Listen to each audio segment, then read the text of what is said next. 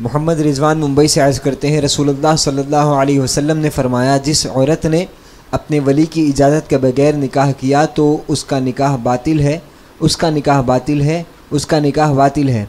اگر اس نے اس سے دخول کر لیا ہے تو اس کی شرمگاہ حلال کر لینے کے عوض اس کے لیے مہر ہے، اور اگر اولیاء میں جھگڑا ہو جائے تو جس کا کوئی ولی نہیں ہو اس کا ولی حاکم ہوگا۔ اس حدیث شریف کی وضاحت فرما دیں حضور۔ اس کے ساتھ میں انہوں نے ایک اور سوال بھی لکھا ہے کہ آج کل بہت سنا جاتا ہے کہ لڑکا لڑکی بھاگ کر شادی کرتے ہیں بغیر ماں باپ کی اجازت مندی سے،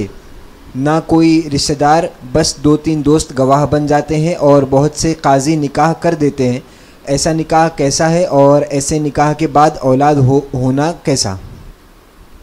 بھائی دیکھیے، اس حدیث کو ہمارے وہاں فقہائے حنفیہ جو ہیں وہ غیر کفو پہ محمول کرتے ہیں، یعنی لڑکی کی طرف سے کفو ہوتا ہے کہ جو جس سے نکاح کرے وہ اس کے برابر کا ہے کہ نہیں، نسب کے اعتبار سے اور دیگر اعتبار سے، چاہیے وہ اتنا کم نہ ہو، جس سے وہ نکاح کرے اتنا کم نہ ہو کہ لڑکی کے جو اولیاء ہیں، اولیاء مطلب یعنی جیسے اس کا باپ یا باپ نہیں تو دادا یا اس کا بھائی یا اس کا چچا، یہ اولیاء ہیں، تو اولیاء کے لیے اس سے شادی کرنا ننگ اور عار کی بات نہ ہو، تو اس لیے کفو کا مسئلہ رکھا۔ تو یہ جو حدیث پاک ہے کہ اس نکاح نہیں ہوا جس نے بغیر ولی کی اجازت کیا، تو یہ ولایت اجبار جو ہے وہ اس وقت ہے جب کہ کوئی بالغہ، نابالغہ کرے تو ولی کو ولایت اجبار حاصل ہے۔ نابالغہ خود اپنا نکاح نہیں کر سکتی، اور بالغہ ہے اور کفو نہیں ہے تب بھی نکاح نہیں ہوگا۔ اگر شرعی طور پر جس سے نکاح کیا ہے وہ کفو نہیں ہے، اگرچہ یہ بالغہ ہو گئی، تو بغیر ولی کے اجازت کے اس کا نکاح نہیں ہوگا۔ تو یہ حدیث پاک جو ہے وہ جبکہ یا تو لڑکی نابالغہ ہو اس کے لیے ہے، یا یہ کہ بالغہ ہو اور غیر کفو میں وہ نکاح کرے تو اس کے لیے ہے، کیونکہ جب نکاح نہیں ہوا ظاہر بات ہے پھر گناہوں میں مبتلا ہوں گے۔ اور اسی لیے کہا ہے کہ جب مہر جو ہے وہ لڑکی کا حق ہے، اور اب اگر وہ نابالغہ ہے تو وہ مہر اس کے ولی کو دے تاکہ وہ ولی اس کی حفاظت کرے، یہ نہیں کہ ولی اس کا مالک ہوتا ہے، ولی یعنی اس کا باپ یا اس کا بھائی یا اس کا دادا جو بھی ہو۔ اب یہ جو کہا کہ آج کل بھاگ کر کے لڑکے لڑکیاں جو ہیں وہ شادی کر لیتے ہیں، تو اس میں ایک تو یہ کہ جس کی وہ لڑکی ہے اس کی اجازت کے بغیر اگر کسی نے شادی کیا تو یہ سخت ظلم ہے۔ ظاہر بات ہے کہ آدمی اپنی عزت کا کتنا پاس و لحاظ کرتا ہے، اور کسی کی لڑکی اگر بغیر سماج والے رشتہ داروں کو بتائے ہوئے کسی سے نکاح کر لے تو کس قدر اس کی رسوائی ہوتی ہے۔ تو کیا ماں باپ نے اسی دن کے لیے پالا تھا کہ ان کو رسوا کرے؟ تو یہ خیانت ہے۔ لڑکیوں کو چاہیے اس میں اور ایسی ہی لڑکیاں اس معاشرے میں ناسور بن جاتی ہیں، بعد میں آنکھیں گڑوتی ہیں،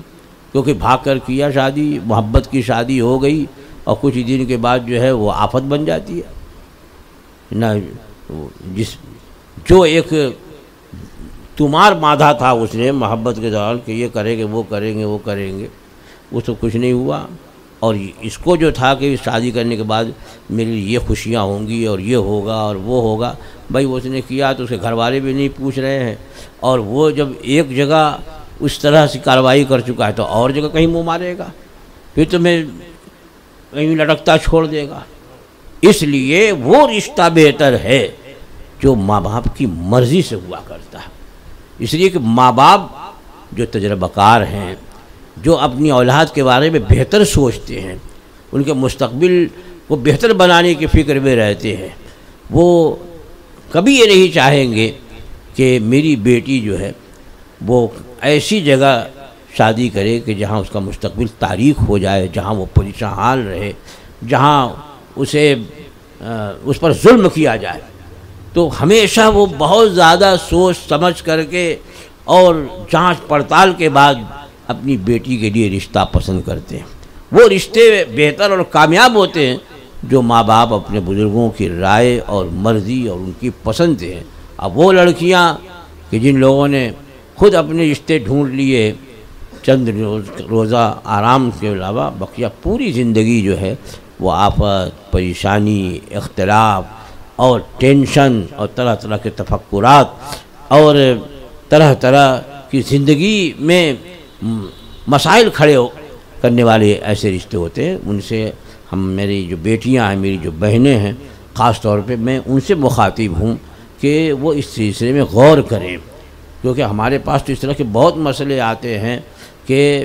وہ محبت کی شادی ہے اور کچھ ہی دن کے بعد شاید کہیں مہینہ گزرتا ہے، کہیں 2 مہینے گزرتے ہیں، کہیں 5 مہینہ گزرتا ہے کہ وہ جو ہے آیا تو بھاگ کے چلا گیا۔ اب وہ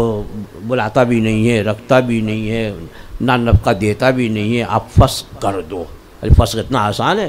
نکاح کرتے وقت پوچھا تھا کیا تم نے کسی سے؟ تو نکاح یہ عقد شرعی ہے، اور عقد ہونے کے بعد اب حق طلاق دینے کا، خلا دینے کا یہ شوہر کو ہوتا ہے۔ جب تک نکاح نہیں ہوا تو تمہیں اختیار تھا، پاور تھا کہ تم اجازت دو کہ نہ دو، بغیر تمہاری اجازت کے نکاح نہیں ہوتا۔ لیکن جب تم نے عقد کر لیا اور اب جس کو تم نے بہت بہتر سوچا تھا وہ بڑا نکما نکل گیا، تو اب جن نے سوچا کہ جیسے نکاح میری مرضی پہ ہوا، طلاق بھی میری مرضی پہ ہو جائے، وہ نہیں۔ کتنے تو ایسے ہیں کہ جب بمبے میں ہوا، اب وہ کہاں کا تھا، کوئی کیرلا کا تھا، کوئی تمل ناڈو کا تھا، کوئی بہار کا تھا، کوئی بنگال کا تھا، اب ان کا پتہ بھی صحیح نہیں ہے۔ اتنی جلدی میں شادی کی ہے کہ بس یہاں رہتا ہے، وہاں باندرا رہتا ہے، تو وہاں پہ رہتا ہے، تو وسئی میں رہتا ہے، یہ اتنا معلوم ہے۔ اور جب نکاح ہو گیا کچھ دن بعد بھاگ گیا تو پتہ ہی نہیں چل رہا کہ کہاں گیا۔ اب کہتے ہیں کہ وہ فسخ کر دو۔ کیسا فسخ کر دے؟ شوہر ہے تو شوہر کو اختیار ہے طلاق دینے، کیوں نہیں آپ نے اس سے پہلے صحیح طریقے پر تفتیش کی اور اس کے پتے لیے، اس کے گھر والوں کے پتے لیے، رابطے کیے؟ یہ سب کا موقع ہی نہیں ہے۔ اس وقت تو محبت کے جوش میں اس کا خیال ہی نہیں تھا، اس میں رہتے کہ زندگی آخری سانس تک تو یہی ساتھ دے گا۔ وہ آخری سانس کے بیچ کی سانس بھی نہیں پوری ہوئی تھی کہ جب تک کہ چل بسا بھاگ گیا وہ سب۔ جیسے ایک نہیں بہت سارے واقعات ہمارے دارالفتہ میں اس طرح کے آتے ہیں، اور اس وقت میں بڑا غصہ آتا ہے کہ تم نے اپنے ماں باپ سے مشورہ کیا، یہ نکاح کیا تو بزرگوں سے رائے لی، اس کے بارے میں جانچ پڑتال کی۔ اس وقت تو شیطان سوار تھا۔ اس لیے خاص طور پر میں نے اپنی بہنوں، اپنی بچیوں سے خطاب کیا ہے، وہ یہی ہے کہ وہ نادان ہوتی۔ بھئی خود حدیث پاک میں جب عورتوں کے بارے میں فرمایا ہن ناقصات العقل والدین، کہ یہ عقل میں بھی کم ہے، دین میں بھی کم ہے، تو جب تمہیں عقل میں کم بتایا گیا ہے تو جنہیں عقل میں کامل بتایا گیا ان سے مشورہ کیوں نہیں کیا؟ کیوں اتنی اجلت کی؟ اور آج کل تو غیر جو ہیں سازش میں بھی لگے ہوئے ہیں، کالجوں، اسکولوں میں۔ اب وہ لڑکیوں کو اپنا ہمنوا بنانا، اس وقت انہیں یہ خیال نہیں ہوتا، دین مذہب کا کوئی خیال نہیں ہے۔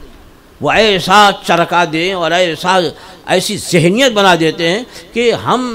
جو چاہیں رشتہ کر سکتے ہیں، اس میں نہ تو مذہب آڑے آ سکتا ہے، نہ دین آڑے آ سکتا ہے۔ ہر مذہب کا ماننے والا ہر مذہب سے کے ماننے والی سے، اور ہر مذہب کی ماننے والی ہر مذہب کے ماننے والے سے شادی کر سکتے، یہ مزاج دیا جا رہا ہے، اور اس کے ذریعے جو ہے وہ لڑکیوں کا ذہن خراب کیا جا رہا ہے۔ اس سے ہماری بہنیں، ہماری بچیاں جو ہیں وہ بچیں اور اپنی حفاظت کریں، اپنی عصمت کی حفاظت کریں، اپنے مستقبل کی حفاظت کریں، اور اپنے خاندان کی عزت اور آبرو کی حفاظت کریں، کہ خاندان رسوا ہوتا ہے اس کے ذریعے اور تمہارا مستقبل خراب ہوتا ہے۔ اور وہ جو ہے یہ جو ذہن میں آیا ہے کہ کسی بھی مذہب کی کسی مذہب سے، یہ بالکل غلط ہے۔ لڑکی، عورت صرف اور صرف مسلمان سے شادی کر سکتی ہے، ایک مسلمان مرد سے شادی کر سکتی ہے، یہاں تک کہ کتابی مرد سے بھی اس کا نکاح نہیں ہو سکتا۔ یعنی اگر کوئی کتابی عورت ہے تو جہاں پہلے اجازت ہے کہ مسلمان مرد جو ہے کتابیہ سے، کتابی عورت سے نکاح کر سکتا ہے، لیکن بعد میں علماء نے اس طرح کہ جو کمزوریاں آ گئی ہیں کہ ظاہر بات ہے کہ اب ان کی حکومتیں آ گئیں، ان کا سماج میں ایک ہولڈ ہے، تو اس کی وجہ سے اب مسلمان جب شادی کرتا ہے تو بالکل للو پلو بجا رہتا ہے کہ بھئی میں تو مسلمان ہوں اور وہ تو جو کرسچین ہے وہ تو یہودین ہے. تو اس وجہ سے علماء نے اس کو بھی منع فرما دیا کہ مسلمان مرد مسلمان عورت ہی سے شادی کرے، لیکن مسلمان عورت کو تو کسی بھی حال میں غیر مسلم سے نکاح کی اجازت ہی نہیں ہے. وہ نکاح نہیں ہوگا، وہ زنا کی دلالی ہوگی. وہ ہماری تمام مسلمان خواتین اور بچیاں جو ہیں اس کو سن لیں کہ کسی بھی غیر مسلم سے نکاح، کسی بدعقیدہ جس کی بدعقیدی حد کفر کو پہنچ گئی ہے اس سے نکاح، وہ نکاح نہیں ہے، وہ زنا کی دلالی ہے. اور جب وہ ہوگا تو نہ تمہارا مستقبل بہتر ہوگا نہ تمہاری آخرت سنورے گی. یہاں پر بھی تم در بدر کی ٹھوکریں کھاؤ گی، اور آخرت میں جو عذاب علیم ہے وہ تو اپنی جگہ ہے.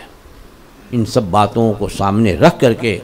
ہماری مسلم خواتین، ہماری مسلمان بہنیں، بچیاں جو ہیں وہ اپنے مستقبل کے سلسلے میں فکر مند ہوں، سوچیں بڑی، اور اجرت میں کوئی فیصلہ نہ کریں، جوانی کے جوش میں کوئی فیصلہ نہ کریں، بلکہ ماں باپ اور بزرگوں کے فیصلے کے مطابق زندگی گزاریں. انشاءاللہ یہ دنیا بھی کامیاب ہوگی اور آخرت